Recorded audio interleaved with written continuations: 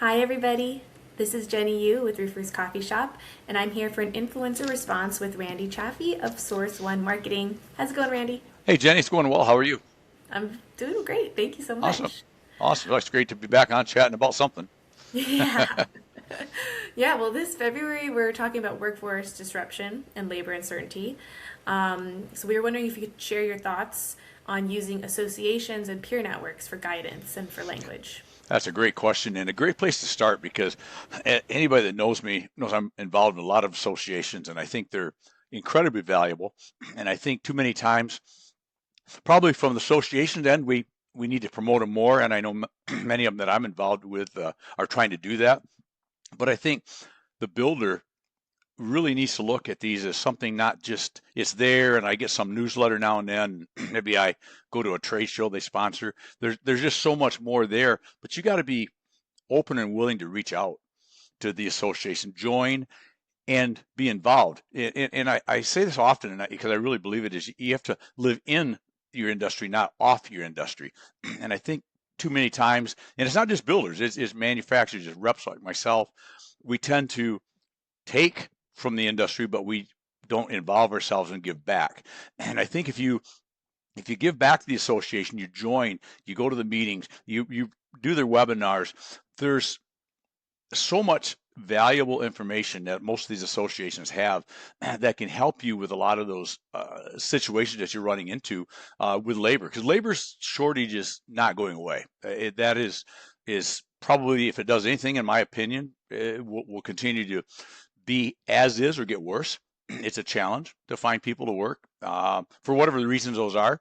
So I think it's silly, I guess is the word, to not take advantage of the national associations, and also to even take it a step further, Jenny. There's almost every association has local chapters too. Um, we all want to invite you to join our national associations, and I think that's really important.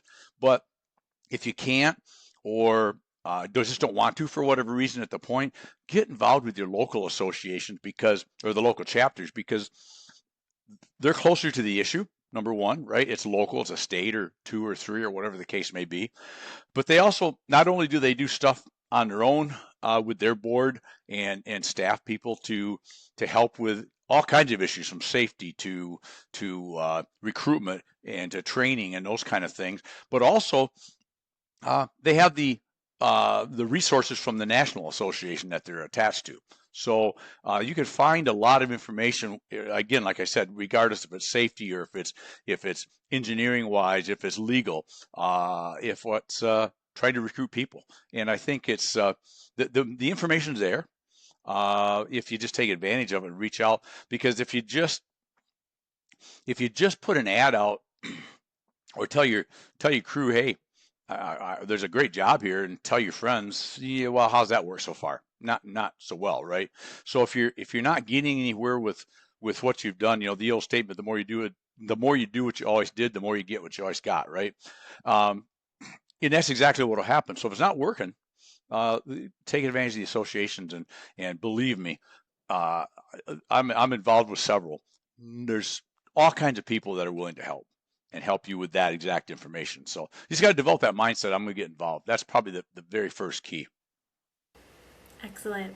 Thank you so much, Randy. Absolutely. Join it. Join. Yes.